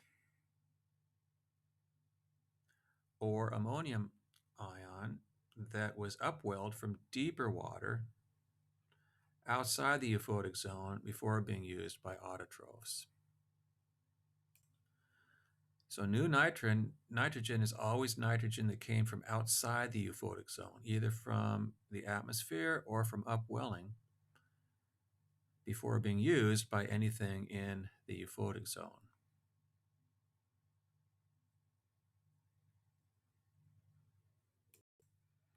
Second, that nitrogen can be regenerated from within the euphotic zone. Regenerated nitrogen comes from particulate organic nitrogen, which is either living plankton and bacteria or dead organic material of any kind. Bacterial decomposition turns this PON into DON, dissolved organic nitrogen, which is therefore regenerated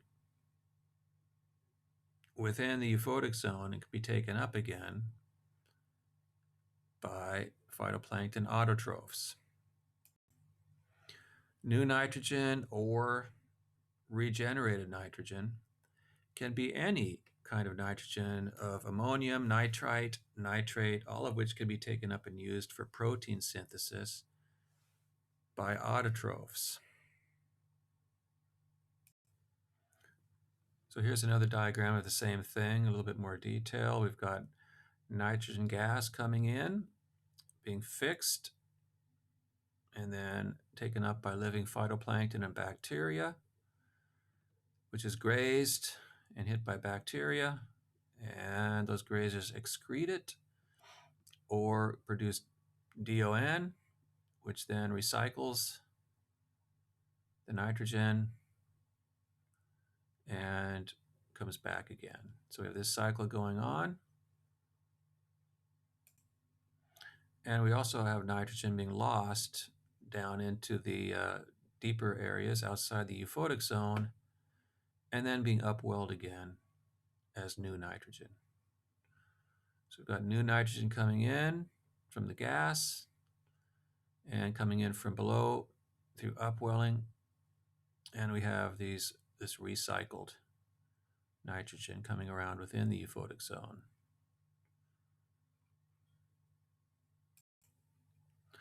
All right, one important number that you can calculate related to the nitrogen cycle is the F ratio. And it's commonly calculated for any defined marine ecosystem as the total proportion, or the proportion of the total production that is derived from new nitrogen.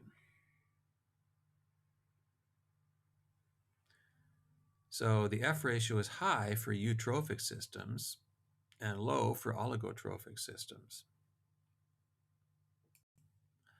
Sustainable production is production that is based on new nitrogen. Production based on regenerated nitrogen within a compartment ultimately will be depleted as the total amount of nitrogen within any compartment is finite.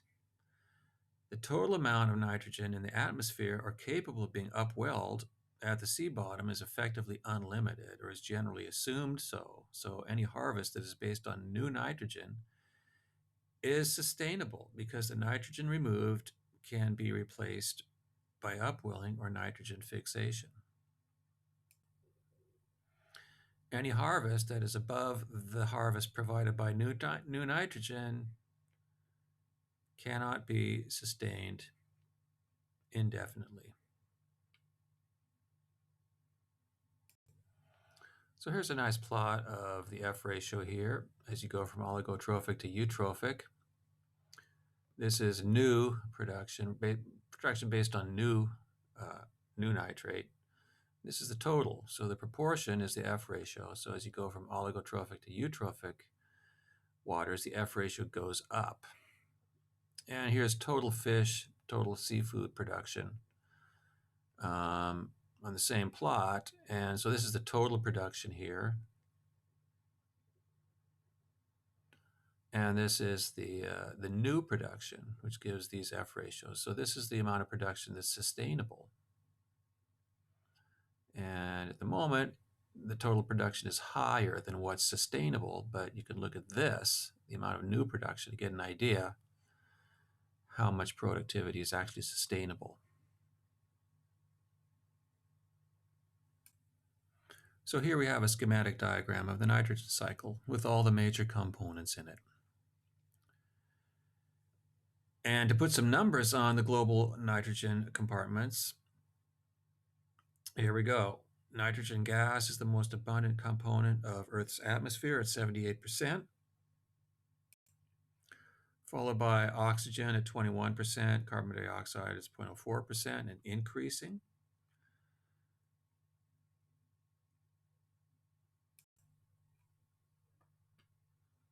The sediments contain about this amount of millions of metric tons. Earth crust is the most, the biggest reservoir. The oceans, organisms are fairly large, larger than the inorganic component.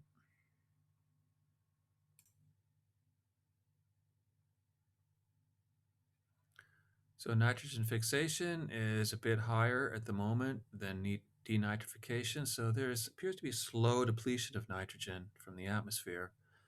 There's industrial nitrogen fixation going on for fertilizer.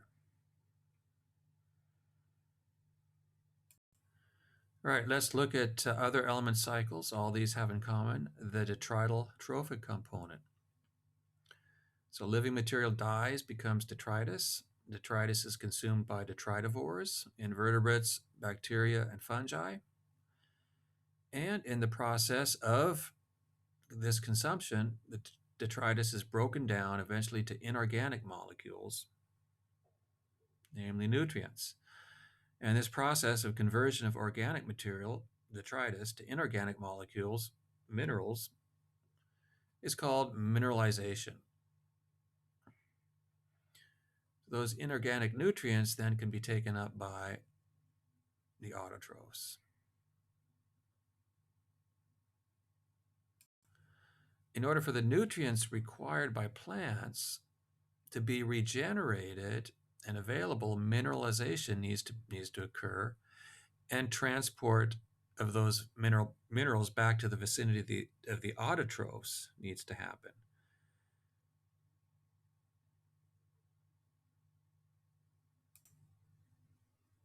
So that transport in the marine environment is accomplished by water currents, for the most part by upwelling.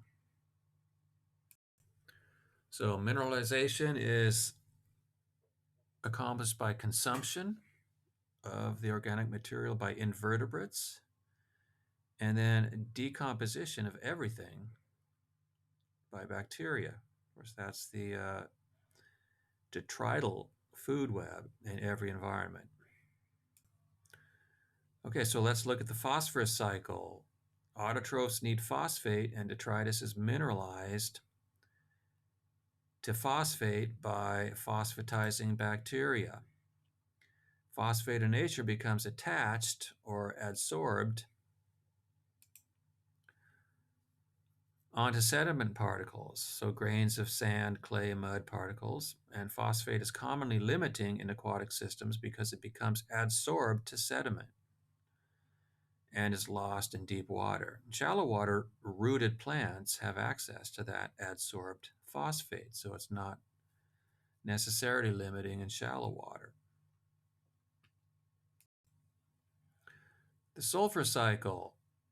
Autotrophs also use sulfate, which is also lost to the sediments. Over millions of years, sulfate is converted into fossil fuels, which, when burned, sends sulfur-containing gases into the air, which are converted into acid rain.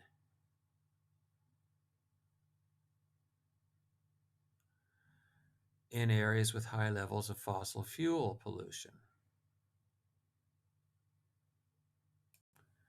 The silicon cycle. Unlike other cycles, silicon does not need to be mineralized. It is present in abundance in rock and just dissolves in the water and is taken up by phytoplankton. So we've got dust blowing out into the ocean containing silicon. Diatoms use silica to form hard outside shells, tests, around their cells. Also, silicoflagellates use it. And silica does not enter organic compounds, so it doesn't need any bacteria to regenerate it. Fecal pellets contain it, and also dead phytoplankton cells.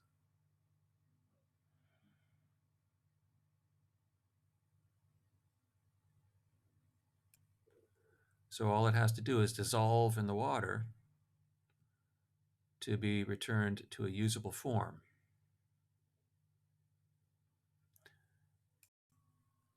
Then from the sea bottom, obviously it has to be transported back to the surface by upwelling in order to be regenerated and recycled.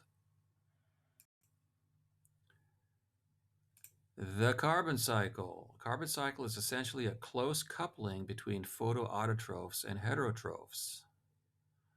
Heterotrophs supply the carbon dioxide needed by photoautotrophs, and the photoautotrophs supply the oxygen needed by the heterotrophs.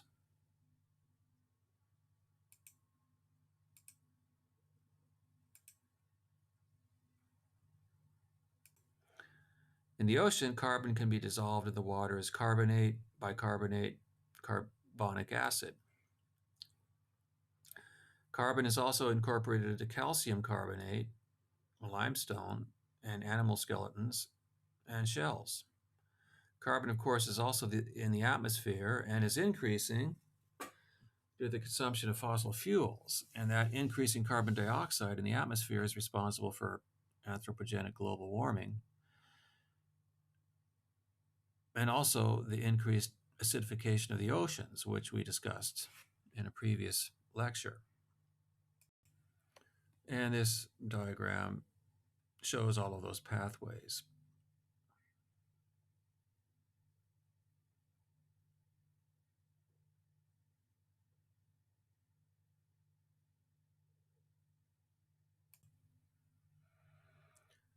All right, so we put this in the mineralization diagram.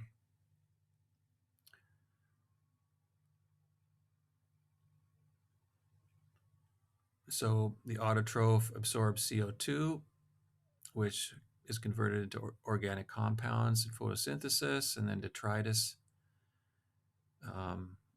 is attacked by bacteria, which consume the detritus and release CO2 gas as a response. CO2 gas is also produced by deforestation and fossil fuels, released by all consumers, and then completes the cycle. And we have an increase in CO2 concentration of the atmosphere over time in a seasonal pattern here. Okay, an important question that people are working on and needs to be asked is, what are the limiting resources in the marine environment? So what resources do you need to add to increase productivity? And how is this nutrient regenerated in the marine environment? So limiting resources are those resources whose rarity is limiting primary productivity. So if you increase them, productivity, NPP, increases. So how do you know if a nutrient is limiting phytoplankton production in ocean water? Well, you take a sample of water with phytoplankton, divide it into two groups, add the nutrient to one group, and monitor the NPP in both. If NPP increases in the added nutrient group, then it's a limiting nutrient. So if you keep adding the limiting nutrient, eventually NPP will plateau and the nutrient will no longer be limiting. Some other nutrient will be limiting. In general, the nutrient that is limiting at any location is the nutrient that is underrepresented relative to the phytoplankton's relative need for that nutrient. And this idea is inherent in the Redfield ratios, which I won't discuss here. You can take a look at that and figure that out in the lab for this week. Nitrogen becomes limiting because denitrification causes it to be lost to the atmosphere, and nitrogen fixation is slow and costly, slow to the absence of N fixers. And phosphate often becomes limiting in the presence of nitrogen fixtures, as phosphate can become bound and lost in the sediments.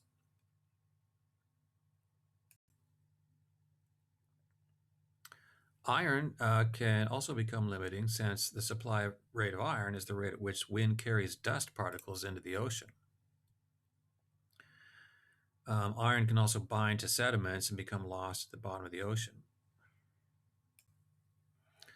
um, as phosphate also can do. So, under aerobic conditions, ferrous ion is converted to ferric, it's a redox reaction, and ferric binds to phosphate ion to form a complex, 3 plus, 3 minus, and both sink by gravity to the ocean bottom.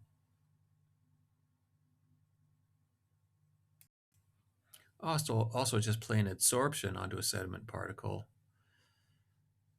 Phosphate can combine with a positively charged sediment particle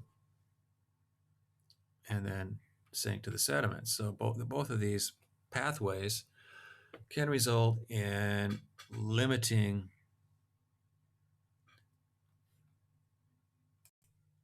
of NPP as a result of loss of phosphates and iron to the sea bottom.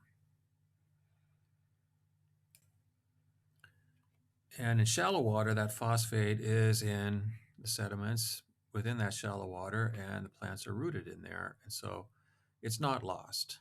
It can just be taken up by the roots, again, that are in those sediments. So we're talking about salt marshes and seagrass beds. All right, so often, though, phosphate is limiting, and there are a lot of phosphates in organic pollution. So organic pollution can cause eutrophication. So the process of eutrophication is a process in which limiting nutrients, often phosphate, are added to an aquatic system by anthropogenic pollution, usually sewage or agricultural fertilizers, but other things as well. So eutrophication causes a burst in NPP,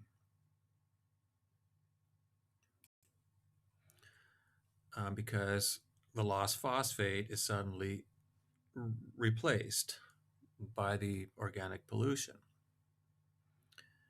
So phosphate comes in, we get an algal bloom, which causes a burst in algal biomass. And that increased biomass, when dead, sinks to the bottom where it's hit by bacteria, which use up oxygen during respiration. So there's a bacterial bloom that follows the algal bloom, and the bacterial bloom depletes oxygen, and the waters eventually become hypoxic, nearly anoxic, okay, especially during the night when there's no photosynthesis to produce oxygen. If oxygen is extreme over a long enough period, it creates dead zones or zones of hypoxia, where most animals suffocate and die. So larger mobile animals are the first to die because their oxygen requirements are the greatest. The larger mobile predatory animals with hard body parts are also the most commercially valuable for seafood. So eutrophication generally causes economic losses from loss of fish and shellfish, plus, of course, from loss of tourism, who wants to go swimming in these waters.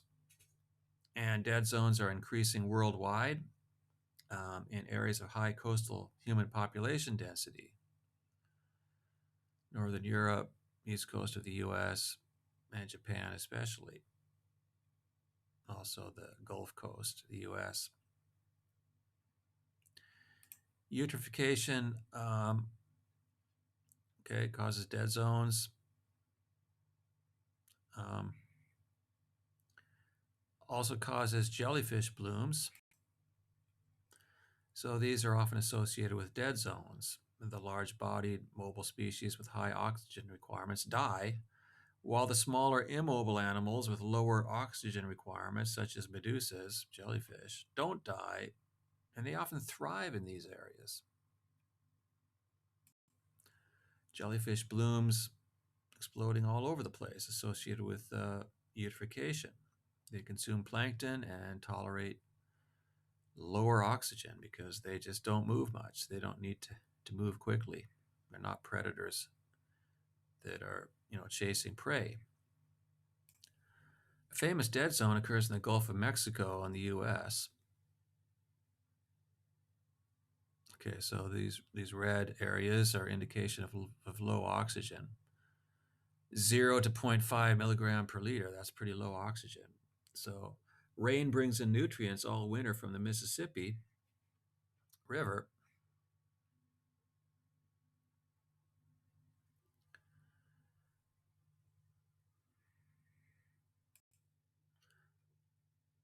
Sewage and fertilizer. Then in the spring, increased light causes algal blooms,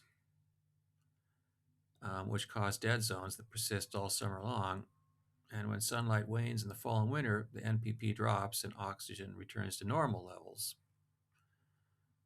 So jellyfish blooms have occurred in the northern Adriatic, eutrophication from effluent, the Po River, and of course throughout the Black Sea, where agricultural outflow and sewage have caused eutrophication in the entire sea.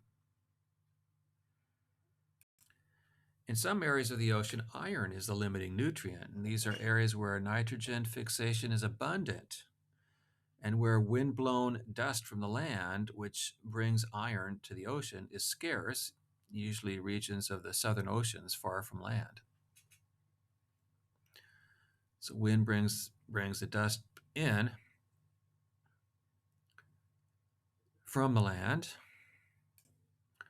and when there's not this input is lower and nitrogen fixation is abundant, then iron can become limiting.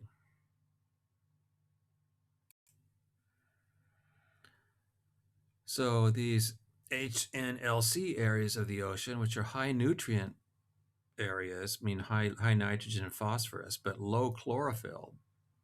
Um, so these are areas limited by iron or silicon. So the Sargasso Sea and this area down here are HNLC areas. So to demonstrate this, you could do a fertilization experiment. So you take some samples, add nitrogen and phosphate and metals, and you see the relative uptake of isotopic carbon, which indicates a net primary productivity.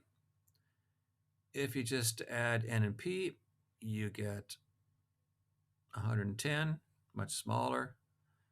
Add N plus P plus all metals except for iron, basically the same. Then N plus P plus iron only among the metals, and then suddenly you're back up to this high productivity, which indicates that, of course, iron is the limiting nutrient here. So again, iron binds with phosphate and forms a complex which sinks to the bottom.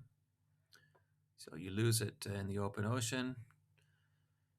If it's not blown in by the wind to be replaced. So these red regions are iron sensitive regions where if you take samples of seawater and add iron to it, suddenly you get an explosion of productivity that you didn't have before.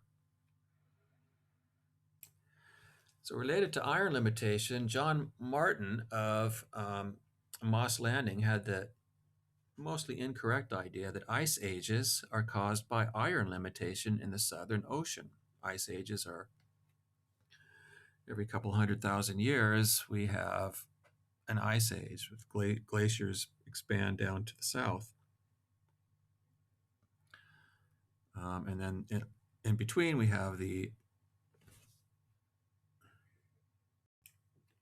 interglacial periods that are warmer with higher sea level, which we're in right now. So Martin proposed that ice ages are basically a self-accelerating process. So lower temperatures cause lower sea levels, more land is exposed to the wind, and more iron is blown into the ocean. Okay, so there's higher NPP and loss of CO2 from the atmosphere because CO2 is taken up by the plants that are now photosynthesizes much more at a higher rate. So that loss of CO2 from the atmosphere causes lower temperatures. And lower temperatures, again, causes lower sea level. Lower sea level causes more land exposure. More land exposure causes more iron dust in the wind. More iron dust causes more NPP. and so on. So it's a self-accelerating process. So eventually you've got an ice age. And eventually, so in the Southern Ocean, the iron is coming in from land here, the Patagonia region, but eventually Patagonia becomes icebound, and so the iron influx slowed down and the process is stopped, and the ice age ends, and we go back to an interglacial period. So if this is true, Martin thought it might suggest a way to take CO2 out of the atmosphere and reduce global warming. You can just add iron to the southern oceans, causing phytoplankton to bloom and take up CO2.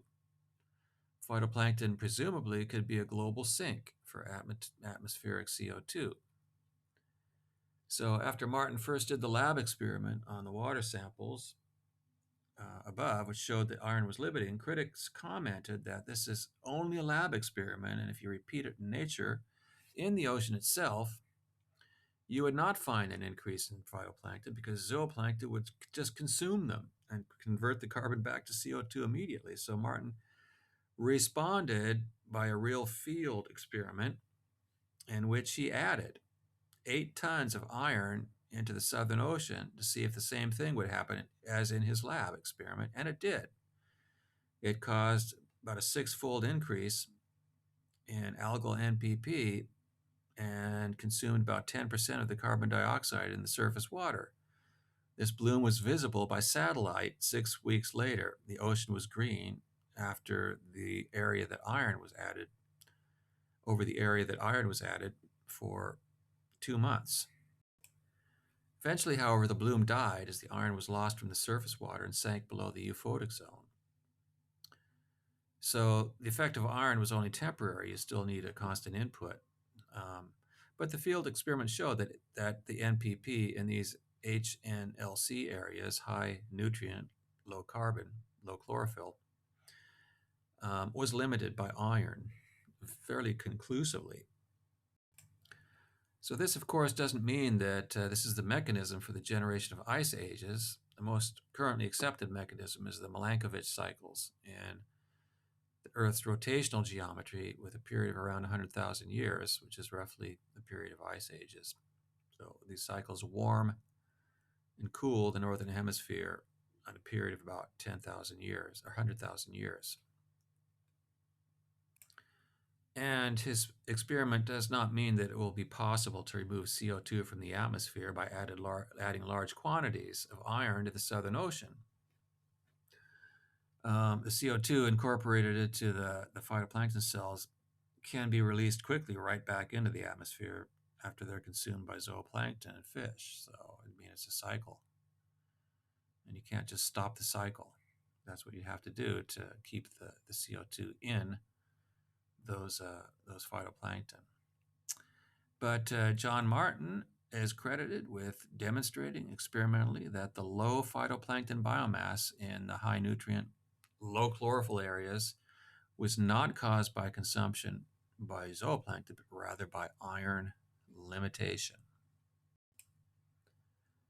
Sometimes silicon is limiting instead of iron. Silicon is also blown in as dust. And if you get a low input, then silicon can be limiting as well.